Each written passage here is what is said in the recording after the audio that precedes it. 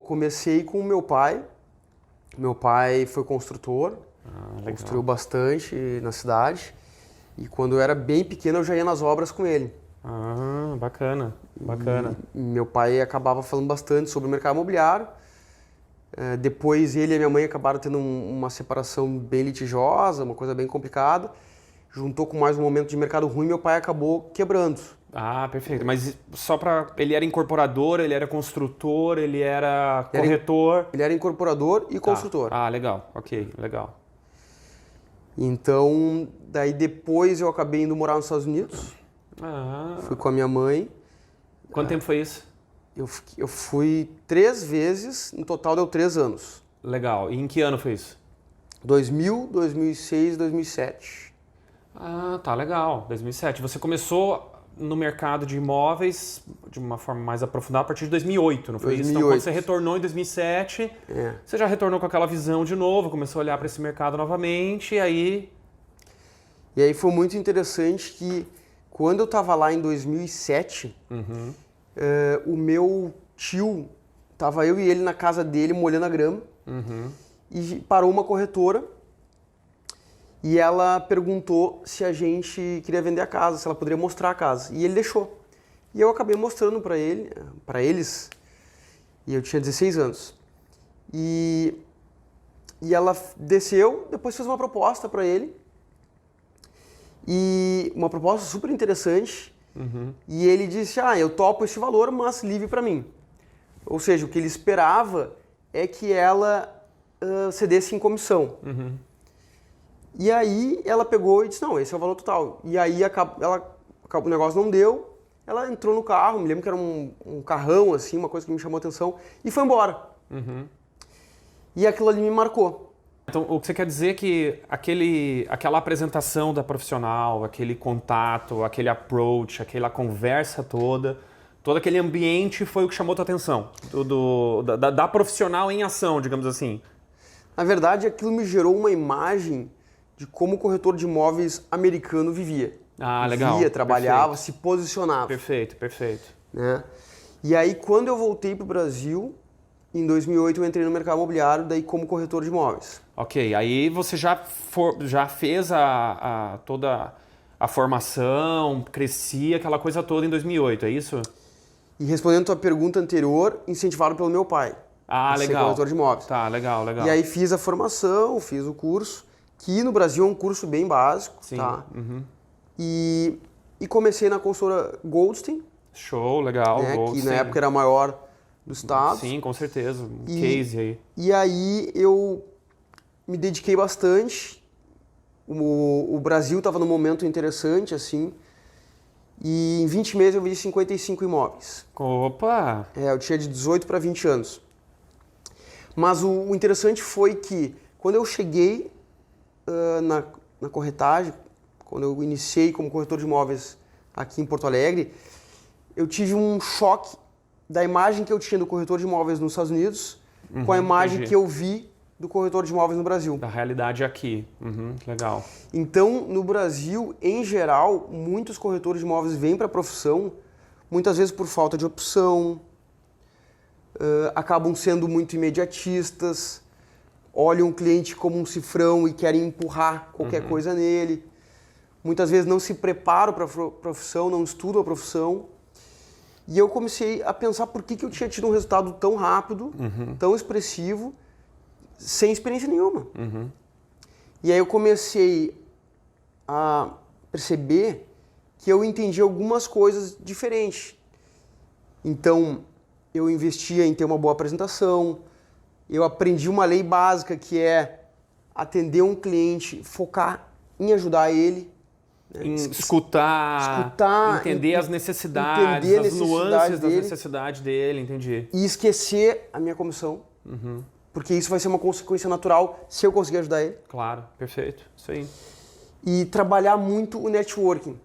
Então, Legal. criar e manter relações. Legal. Então, foram algumas coisas que tornaram o meu trabalho um pouco diferente dos meus colegas, que estavam há 10, 15 anos no ramo. E aí eu acabei me destacando muito cedo. E quando eu resolvi abrir a empresa, eu pensei, se eu replicar essa maneira de trabalhar numa equipe, possivelmente eu vou ter um bom resultado. Porque eu não via uma empresa no mercado se posicionando daquela maneira. Perfeito. E isso foi em que ano? Que ano que você decidiu, não, agora eu acredito que eu já consigo sair dessa parte de ser um corretor tradicional, de fazer as vendas, e não, agora eu vou montar uma equipe, montar uma empresa, montar um projeto? Na verdade, eu estava lendo sobre meritocracia. Eu estava lendo que jovens, para poder ter muito sucesso muito cedo, eles tinham que estar em algum modelo meritocrático. Claro, com certeza. Que desse valor para quem vestisse a camiseta, baixasse a cabeça e desse resultados. Perfeito. Diferente de um sistema de senioridade, que a pessoa tinha que ter muito tempo de casa para ir se destacando, para ir crescendo na empresa. E eu percebi que lá na empresa que eu trabalhava, não era um sistema muito meritocrático. E também eu era muito novo, então a empresa não me olhava com olhos de me promover, de me colocar em alguma situação de liderança, porque eu estava muito pouco tempo ali também, eu estava menos de 2 anos. Então, por ser muito, muito jovem, eu também tinha uma ânsia muito grande de crescer, né?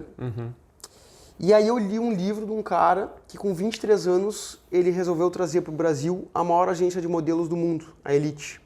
Ah, tá, eu sei, o nosso amigo lá, qual que é o nome dele? Ricardo Bellino. Ricardo Bellino, com certeza. Ele fez, sim, perfeito, eu já li o livro dele também.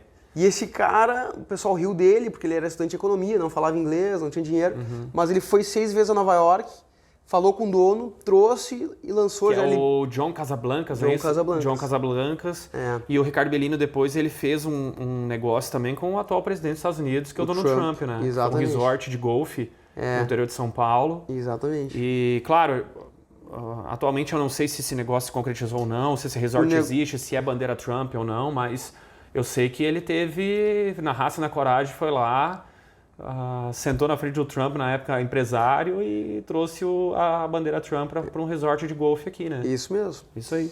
E aí eu pensei, bom, se esse cara está escrevendo isso, nos incentivando a fazer acontecer e tal, e teve essa história de muita superação lá atrás, quando eu li o livro dele, eu estava com 19, já falava inglês e já tinha algum resultado, tinha vendido uns 45 apartamentos. Disse, pô, esse cara tem que me receber, obrigado a me receber, eu pensei. E aí eu escrevi para ele e ele me recebeu um tempo depois. E esse cara me deu uma grande injeção de motivação para montar o negócio. Então eu voltei e aí eu falei com um cara que era meu maior amigo ali na Golse, com quem eu mais me identificava. E disse, ó, tô saindo, vou montar uma empresa, vou ser sócio do Donald Trump. Eu brinquei. Se tu quiser, tu vem comigo, senão tchau. E aí ele disse, não, tô dentro. Bora! Que foi o Juliano Toso. Quando eu fui montar a empresa, eu pensei, pá, mais uma imobiliária? Já tem tantas, já é um negócio tanto prestigiado, tem que ser um negócio bem diferente. E aí eu comecei a olhar algumas referências nos Estados Unidos e em São Paulo. E aí é muito louco estar aqui falando porque passa todo o filme na cabeça, né?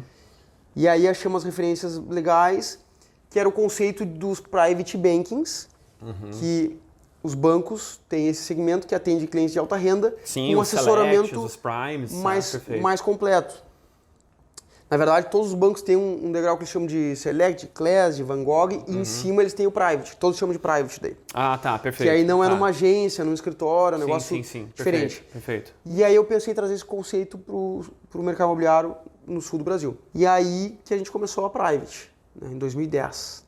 Qual é o diferencial de um corretor de sucesso? Eu diria que o diferencial principal da Private seria o nosso corretor ter foco no cliente, foco no sucesso do cliente, nos interesses do cliente e nós como empresa tratar o corretor como um cliente, como nosso primeiro cliente. Então, focar também no sucesso do nosso colaborador. O que faz um corretor de sucesso? quais são as rotinas, quais são os hábitos que ele deve ter, qual é o mindset, enfim, no teu ponto de vista, qual é o grande diferencial de um corretor de sucesso? Aquele que atinge resultados significativos de forma constante. Eu diria que o ponto mais importante é entender de pessoas. Porque, embora a gente esteja vendendo imóveis, o ponto mais desafiador, acho que de qualquer profissão, é entender de pessoas. E nessa profissão a gente acaba entrando bastante na vida de um casal, de uma família. E eu acho que entender de pessoas, gostar de pessoas, se interessar pela pessoa que está ali, não ver ela apenas como um cliente, é o ponto mais importante. Né? Em termos de rotina, conhecer produto, conhecer mercado, claro, isso eu diria que é básico, né? Mas eu diria também que cuidar da saúde, né? Da saúde mental, da saúde física. Inteligência emocional é um ponto chave também nessa profissão, né?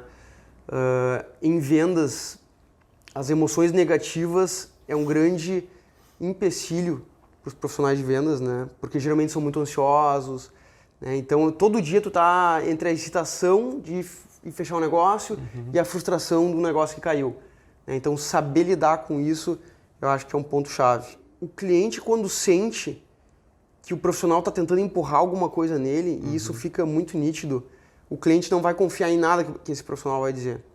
Né? Então, acho que um ponto muito importante é isso, ouvir, se preocupar em entender muito bem o cliente. Eu diria que isso é 80% da venda, né? Entender bem a necessidade do cliente e se esforçar em resolver essa questão como se fosse um problema seu.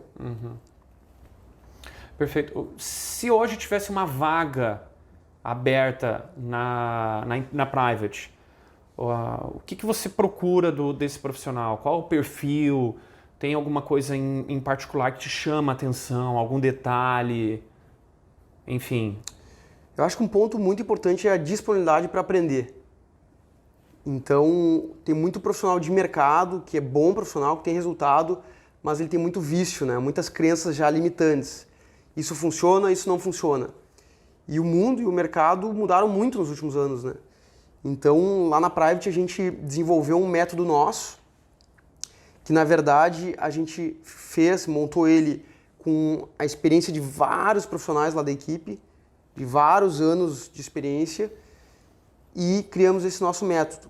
E é um método que tem sido muito vencedor. Então, hoje, a gente tem vagas abertas, inclusive, e estamos selecionando pessoas que tenham vontade de aprender, independente da experiência que tem. Eu, quando estive visitando a tua empresa, eu vi ali toda uma organização que eu achei muito interessante de métricas de trabalho, né? Você tem toda enfim, vocês fizeram vários cursos e workshops, inclusive do Vicente Falcone, não é isso? Do Falcone, você tem ali toda uma estrutura de métricas. E aquilo ali me chamou bastante atenção, porque eu vi um nível de organização, um nível de apreço aos detalhes que raramente a gente olha aí em outras organizações. E olha que eu já tive em várias empresas do ramo, né? Em várias empresas do setor, então achei bem interessante. Legal, esse ponto eu gosto muito de falar sobre ele, porque o que eu me dei conta, né? Quando a gente abriu empresa, a gente foi muito bem de 2010 a 2014. Quando veio a reeleição da Dilma, o impeachment da Dilma, a gente sentiu bastante. E nesse momento a gente teve que escolher virar o jogo, né? E foi aí que eu me dei conta que eu era um corretor muito bom, mas eu ainda não era um empresário muito bom, né? E são duas situações bem diferentes. E aí eu decidi me formar como empresário de fato, né? Então eu fui estudar muito sobre a teoria e busquei consultorias, busquei aprender muito com amigos empresários, com clientes empresários. E aí eu me dei conta do seguinte, geralmente o dono de imobiliária, ele era um bom corretor, mas muitas vezes ele não era um bom administrador, um bom empresário. Por isso que muitas vezes o negócio imobiliário ele é visto como um negócio de segunda classe. Faz sentido. E aí eu me botei esse desafio. Eu quero ter uma imobiliária que tenha as melhores práticas de gestão do mundo. Então, por isso, a gente foca muito no sucesso dos colaboradores, né? Então, a gente tem 4 pilares nessa estratégia, que é altos resultados, qualidade de vida, reconhecimento e desenvolvimento pessoal. Muito bom, muito legal. Uma das coisas que eu vejo que acontece com frequência é assim, essa alta rotatividade faz com que as empresas elas tenham um prejuízo que muitas vezes não é mensurado. E esse prejuízo é todo aquele conhecimento, aquele cérebro, né? Aquele colaborador treinado que já conhece as rotinas da empresa, já sabe como atuar, já sabe que simplesmente sai porta fora, que ele não recebeu talvez o investimento necessário em treinamento, o investimento necessário em remuneração, em ambiente de trabalho. Aí você acaba perdendo esse colaborador e, bom, e aí o que você vai fazer? Vai começar tudo de novo? Vai trazer uma nova pessoa para dar todo aquele treinamento? Ou seja, é importante, no meu ponto de vista, ter essa visão de carreira, né? Porque no momento que você tem essa visão de carreira, você oferece isso para o teu colaborador, você retém ele e você está mostrando para ele, ó, segue esses passos aqui que você vai obter o resultado que você quer, né? Então... Eu acho que o turnover é muito ruim para a empresa, né? E uma estratégia muito importante para nós é ter as melhores pessoas. Perfeito. Isso é uma ação que eu invisto bastante tempo em buscar as melhores pessoas do mercado, em formar as melhores pessoas. E qual é o processo hoje de seleção lá? É contigo? É com você, com teu sócio? Você tem Vocês fazem uma série de entrevistas? Como é que funciona isso aí? Hoje a gente tem uma parte do nosso site que atrai as pessoas, depois ela passa para uma pessoa da empresa responsável por fazer a primeira entrevista, e aí essa entrevista sendo positiva, se essa pessoa está alinhada com o perfil da empresa, aí eu também faço uma entrevista e gosto bastante de conhecer de perto as pessoas que a gente vai recrutar e com isso a gente tem conseguido montar um time muito especial.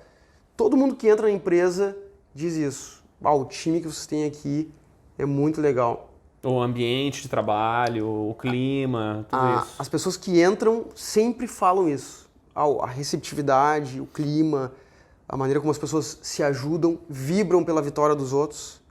Então, todo mundo que vende, vai lá, bate sino, vai foto pro grupo, todo mundo vibra.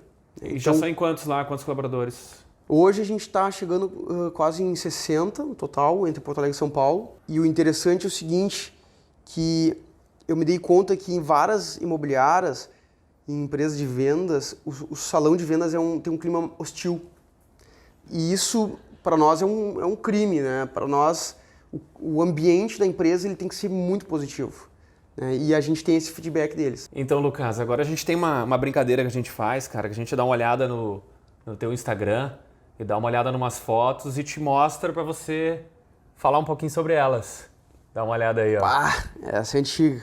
Essa é antiga? Essa é antiga. Esse é eu e o Juliano, que foi meu primeiro sócio, né? Hoje nós somos em 3.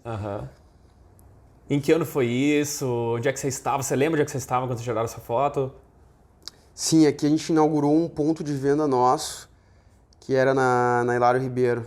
Ah, que legal. Faz muitos anos. É? Essa é engraçado. Joga pra próxima então, ó. Olha aqui, ó. Essa daí. Essa aqui foi o lançamento da nossa revista. Ah, é verdade. A gente não falou sobre a revista. 2013. 2013. Junho de 13. E qual que era o nome da revista mesmo? Be Private. Be Private. Be Private. Isso aí. A gente não falou da revista. Legal, hein? E onde é que foi esse evento aí? Foi um evento que vocês fizeram? Foi na Rembe, na Anitta. Ah, na Rembe ali, tá, ali do lado ali. É. Legal, muito bom. Foi muito bom. legal. Muito bom, bacana. Bacana mesmo. Olha, como é que tu achou essas fotos aqui, Elton? Meu, assim, ó, essa daí é uma brincadeira que eu achei muito legal de fazer, que é o seguinte, olhei no teu Instagram. Só que eu fui lá no começo. Lá atrás. Lá atrás. Aqui, ó, 2013. 2013, exatamente. Então fui lá, olhei, porque normalmente as pessoas contam a sua história pelas redes sociais, né? Seja Instagram ou Facebook. Então, acho muito legal pegar e mostrar isso daí, mostrar que você de fato já está no mercado há muito tempo, já está com a armadura do corretor aí já há décadas, mostrando serviço, mostrando como é que se faz, desenvolvendo o mercado, ajudando outros corretores também a se desenvolverem. Então, a ideia, a brincadeira é essa daí, cara. Muito legal. Muito legal, pô. Realmente, a gente faz 10 anos agora em maio e uma coisa que eu acredito muito é a capitalização do conhecimento, né? Então... Sim, ele vai empilhando, vai somando, né? Porque todo empreendedor passa por momentos que ele pensa em desistir, em mudar de ramo, em mudar de país, jogar tudo pro alto. Mas eu sempre acreditei nisso. Vamos seguir em frente porque com isso, todas essas experiências acumuladas, com certeza vai dar bom, né? Então, 10 anos aí, 12 de mercado, com certeza estão rendendo frutos bem interessantes para nós, hein? Aproveitando essa questão de ir para o exterior, de ir para outros lugares, eu vi que vocês têm no site de vocês um projeto ou um trabalho em Miami também. Fala um pouquinho para nós, como é que é isso aí? Essa ideia nasceu em 2009, quando eu conversei com o Ricardo Bellino, que foi meu primeiro mentor da empresa. E ele mora em Miami já há quase 20 anos. E ele me disse, vocês têm que vender em Miami.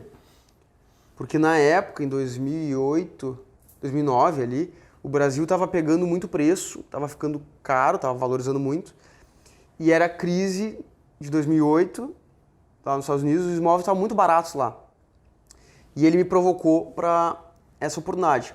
Como eu queria abrir uma empresa que fizesse algo diferente dos outros, uma dos diferenciais seria vender então imóveis em Miami, que seria um momento oportuno para isso. E aí, como eu já tinha morado lá 3 anos, em 3 momentos diferentes, tinha morado em vários lugares em Miami, toda a família da minha mãe mora em Miami, então eu tinha já um bom conhecimento para poder trazer para os gaúchos, para o pessoal de Porto Alegre, para negociar imóveis lá. E aí a gente acabou vendendo Miami e Orlando também. Sim, o mercado lá está bem aquecido, né? Até porque Orlando, que eu saiba, bateu agora como a cidade mais visitada do mundo, né? Se eu não me engano... Superou Paris, né? Paris era número 1 agora, é Orlando número 1. A Disney e Orlando atraem mais de 50 milhões de turistas por ano. É isso aí, 50 ou 60 até. Os números são bem significativos. E os preços de Orlando são bem mais baratos que Miami, né? Miami é mais caro. Mas a gente passou por fases, né? Então a gente dependia um pouco do dólar também, né? Claro, na época você tinha a combinação de um dólar bem mais barato e os imóveis nos Estados Unidos mais baratos também. Sim, depois passamos por outros momentos, né? Como o Brasil passou por momentos de crise econômica, crise de segurança, que a gente teve bastante aqui, então crise política. Então, você teve, ou seja, o que você quer dizer é que você teve uma força de vendas para os Estados Unidos também motivada por questão de segurança e crise. Eu me lembro que teve uma leva de gente que, não, quer ir embora, vendeu tudo e foi para lá. 2014 a 2016 ali teve muita gente indo embora. Que não interessa a cotação do dólar, não interessa o preço dos imóveis, eu vou comprar e tô indo. Queria ir embora. Isso devido à crise política e econômica e também de segurança aqui no Brasil. Então, para nós tem sido uma experiência interessante porque o mercado imobiliário dos Estados Unidos é um mercado muito avançado, né? E eu gosto muito de estar por lá para também pegar referências, né? São Paulo, vamos falar um pouquinho de São Paulo. Eu vi que vocês estão agora com um escritório lá, estão com uma operação lá. Vamos falar um pouquinho sobre isso. Qual foi o motivo de decidirem avançar em terras paulistas? Vários motivos que a gente decidiu estar lá, né? Primeiro, São Paulo é a principal praça do Brasil para qualquer coisa, né? Então é a maior concentração de renda, de poder aquisitivo. Como a gente gosta de trabalhar com alto padrão, a gente queria também experimentar trabalhar com tickets mais altos, né? Então eu estudo muito os corretores de imóveis dos Estados Unidos, vários de Nova York, alguns da Califórnia, e acho muito interessante o fato deles trabalharem com imóveis de valores muito expressivos, né? Então 20, 30, 40, 50, 100 milhões de dólares. Então São Paulo, no Brasil, é uma praça em que a gente tem acesso a esse tipo de imóvel, embora em reais, né? Então, como a gente começou a fazer um trabalho de qualificar muito a nossa empresa, o nosso método de trabalho, a gente também queria estar em São Paulo para testar isso lá e ver perante players muito importantes do Brasil como que a gente se compara, né, a eles, também aprender. Como se posicionariam nesse jogo de mais performance, né? Num jogo mais restrito ainda. Um jogo mais disputado, né? Então, aprender também com os players de lá, né? São Paulo é nosso centro financeiro também, então onde as coisas acontecem primeiro no Brasil, as decisões são tomadas lá e depois elas vêm para o Brasil. Então, estando lá, a gente acaba antecipando tendências do nosso mercado também. Então, tem uma série de motivos. Quais são as tendências do mercado em relação a perfis de imóveis, como essa questão de aplicativos, urbanização, como isso tem mudado, impactado o mercado, impactado os lançamentos? O que você tem visto mais de novidades por parte das incorporadoras? Essa pergunta é muito boa e o que a gente tem enxergado de tendências é o seguinte: hoje a gente tem uma taxa Selic, que é o piso histórico do Brasil, então o dinheiro do banco hoje ele não rende, e então o dinheiro está migrando principalmente para dois mercados: a bolsa e mercado imobiliário. Então, tem muita gente que ainda não gosta da bolsa, né? Então, o mercado imobiliário ele é bem menos volátil que a bolsa. Então, com uma Selic baixa... Bem menos liquidez também, né? Tem que saber lidar com essa questão da liquidez. Por isso que é importante estar bem assessorado, né? Porque tem situações no mercado imobiliário que são de baixa liquidez e tem outras de alta liquidez, né? Tudo depende do ativo que você tem na tua mão, né?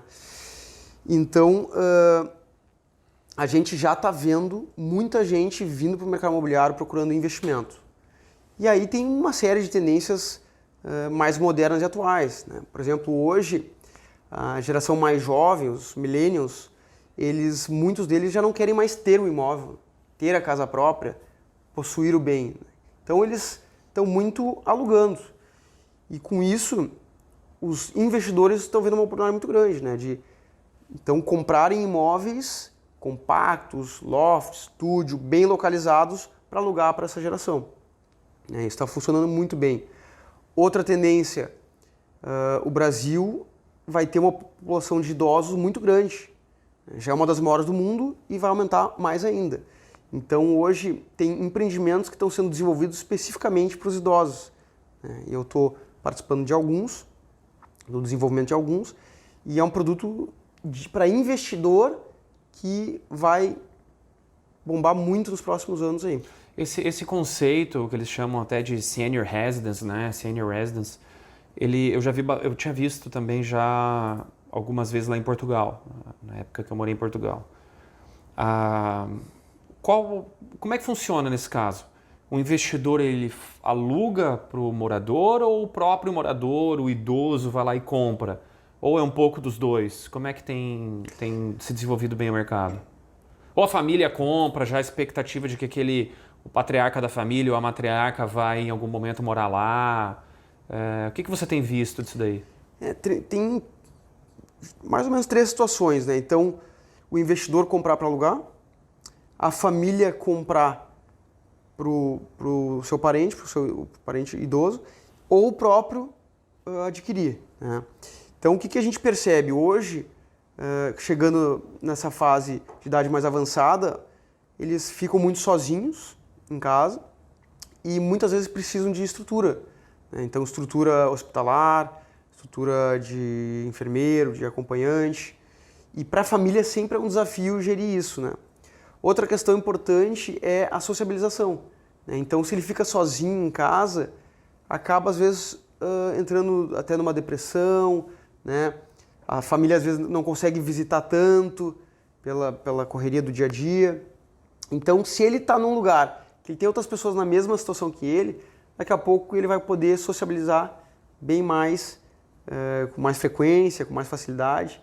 E tem incorporadoras e consultoras que estão se especializando nesse nicho e fazendo empreendimentos incríveis, com arquitetura, com design, com localizações privilegiadas. Tem um futuro muito promissor esse negócio. Eu vi também, lá em São Paulo principalmente, alguns lançamentos assim que ainda em algumas pessoas podem causar uma certa dúvida, vamos chamar assim, que são aqueles micro apartamentos. Nós estamos falando de unidades com 15 metros quadrados, 20 metros quadrados, 25 metros quadrados. Isso é uma tendência que veio para ficar mesmo. Acho que talvez em São Paulo funcione bem, porque daqui a pouco você faz um empreendimento desse do lado de uma estação de metrô, do lado de uma faculdade, alguma coisa assim, né?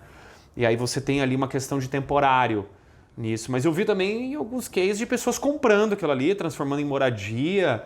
O que você acha disso? Acha que Porto Alegre vai em algum momento também ir por esse caminho? Qual que é a tua opinião sobre isso? Tem vários fatores aí nessa história, né? Então, hoje, os preços nas grandes cidades, eles estão cada vez mais elevados, né? Cada vez mais difícil, cada vez mais caro comprar terrenos bem localizados.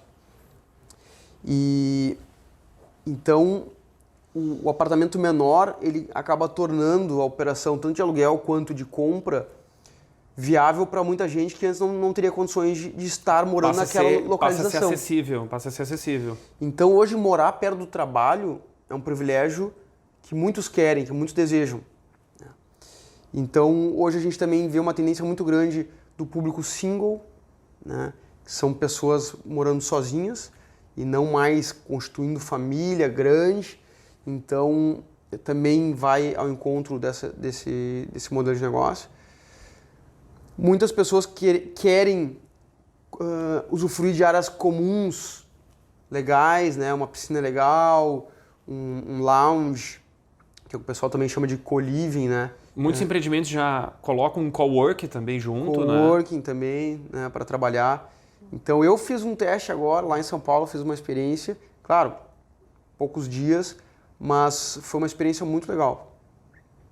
Um empreendimento assim, quarto tamanho pequeno, mas bem mobiliado, bem decorado, super bem localizado e com preços bem acessíveis. Então, basicamente, o pessoal está fazendo uma troca para ficar num local bem localizado, que próximo do trabalho, onde ele economiza o principal ativo que ele tem, que é tempo.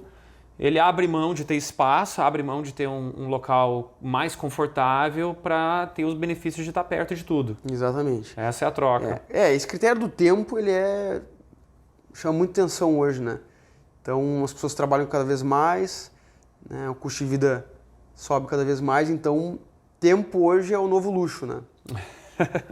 Eu tinha um arquiteto que dizia que o luxo de um imóvel é espaço, né?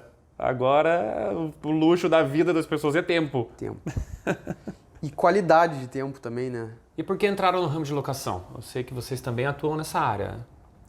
A gente iniciou com vendas, então em 2010, e ali por 2016, mais ou menos, a gente iniciou com locações, porque vários clientes começaram a nos pedir, e também porque a gente queria uma recorrência, uma receita recorrente na empresa, e a gente se apaixonou por esse negócio. A gente gosta muito de locações hoje, né? A gente vem crescendo super bem em locações. Começamos fazendo residencial e hoje a gente atende comercial também, né? Então, focamos em negócios residencial de alto padrão, então executivos de fora, estrangeiros, de empresas multinacionais, consulados. A gente focou em algumas lojas e prédios bem importantes, assim, e tem sido um mercado que tem crescido bastante para nós. Pode-se dizer que é uma forma também de vocês deixarem o mix de vocês mais completo. Sim. Além de atender, obviamente, interesses de recorrência de receitas, mas também você oferece para o teu cliente uma outra opção. Se você tem um cliente que é um investidor e ele adquiriu determinada unidade, no momento que aquela unidade está pronta, por exemplo, seja pronta ou seja em construção, mas no momento que ela está disponível para locação, você também pode já fazer essa ponte aí. Sim. E ter essa solução toda dentro de casa, né? Com certeza, né? A ideia era one stop shop, né? Uma empresa em que um cliente pudesse ser atendido para vários serviços, né? E o legal que veio com esse novo segmento para nós é a geração de dados também, né? Então hoje eu posso vender um imóvel para um investidor Eu tenho dados para falar para ele com muita propriedade sobre o mercado de locações de imóveis residenciais, né? Então, quanto que ele vai ter de retorno, taxa de ocupação e tudo isso, né? E o que você está lendo? Qual é o último livro que está lá na mesa de cabeceira lá? Bom, eu leio bastante, ler para mim é um hobby, gosto muito, tenho uma biblioteca bem legal e hoje eu estou lendo sobre Growth Hacking. O Sean Ellis, que é um americano, que é especialista no assunto, e o Growth Hacking é o quê? Então as empresas geralmente têm o marketing tradicional, que é um departamento de marketing, e esse cara ele juntou o departamento de marketing com engenharia e com desenvolvimento de produto. Então ele juntou três coisas, três departamentos da empresa que antigamente andavam muito separados, mal se comunicavam, e ele juntou esses três departamentos para testar como acelerar o crescimento de vários indicadores, seja captação de cliente, retenção, de várias estratégias da empresa. E é um livro muito legal. Então ele cita como é que o Hotmail cresceu muito rápido, né? Como é que o Dropbox, que é um dos cases mais conhecidos aí de Growth Hacking, como é que ele cresceu através de indicações. Diversas empresas, o Airbnb, para ter uma ideia, os sócios do Airbnb, uma época, tinham que vender cereal de porta em porta, porque não tinham, as finanças da empresa estavam muito mal. E aí depois, uma das ações de Growth Hacking eles fizeram, conseguiu fazer o negócio embalar, engrenar, né? Perfeito, perfeito. São as famosas sacadas que normalmente você aprende quando tá na dor, né? O autor fala sobre isso, né? Geralmente a gente pensa em Growth Hacking e pensa no um pulo do gato. Mas na verdade é um conceito que te estimula a fazer muitos testes sem medo de errar. E desses muitos testes tu vai encontrar 1, 2 ou 3, um acúmulo de pequenas descobertas que aí vão trazer um resultado muito grande. Show de bola. Legal, um baita aprendizado. Muito bom. Recomendo muito. Então, Lucas, é isso aí, cara. A gente já tá aí, eu acho que batendo pelo menos 1 hora já de conversa. A conversa é muito legal, muito boa. Aprendi bastante aqui com esse nosso bate-papo. E, cara, te deixa aí a oportunidade de você passar a tua mensagem, o que vocês estão fazendo, onde é que vocês querem chegar. Fala aí o que você acha que fica bom no sentido de mostrar o que vocês estão fazendo, quais são os próximos passos. Eu sei que vocês estão em São Paulo, então vocês querem também crescer naquele mercado. Toca a ficha. Legal. Bom, primeiro eu queria agradecer o convite aí, dizer que uma honra estar aqui e uma conversa super prazerosa e que passa super rápido, né? A gente nem vê o tempo passar. Eu diria o seguinte, pensando no empreendedor brasileiro, eu acho que ele é famoso mundo afora pela criatividade, pela vontade de fazer, pelo heroísmo, né, de enfrentar todas as dificuldades que o país nos coloca como empreendedores. E a minha orientação seria para buscar conhecimento, né? Então, Will Smith que dizia, né, todo problema que tu enfrentar, alguém já enfrentou, venceu e escreveu um livro, né? E o Falcone também tem uma frase que diz: todo resultado que tu ainda não tem é por um conhecimento que tu ainda não tem, né? Quando tu tiver, se tu tivesse, tu obteria esse resultado. Então eu sou muito dessa de buscar conhecimento, né? Então, e o segundo recado que eu diria é de elevar a vida do corretor de imóveis no Brasil. Então é um propósito nosso e a gente está conseguindo fazer isso com a nossa equipe, com a nossa turma, colhendo resultados incríveis de mudança de vida, fazendo as pessoas viajarem, terem qualidade de vida, aumentar os resultados, aumentar o grau de instrução, terem reconhecimento por parte do cliente, por parte da imobiliária, por parte da incorporadora. Então a gente tem esse objetivo, esse sonho de realmente mudar o nosso mercado, né? Como que o mercado enxerga o corretor de imóveis, como que o corretor de imóveis se porta perante o mercado, e tem muita coisa boa para fazer ainda. Quem tiver também esse objetivo, tá incomodado com a imagem do corretor e quiser também fazer parte desse movimento, então que junte-se a nós. Maravilha, cara. Muito obrigado. Valeu Elton, mesmo, falamos. cara.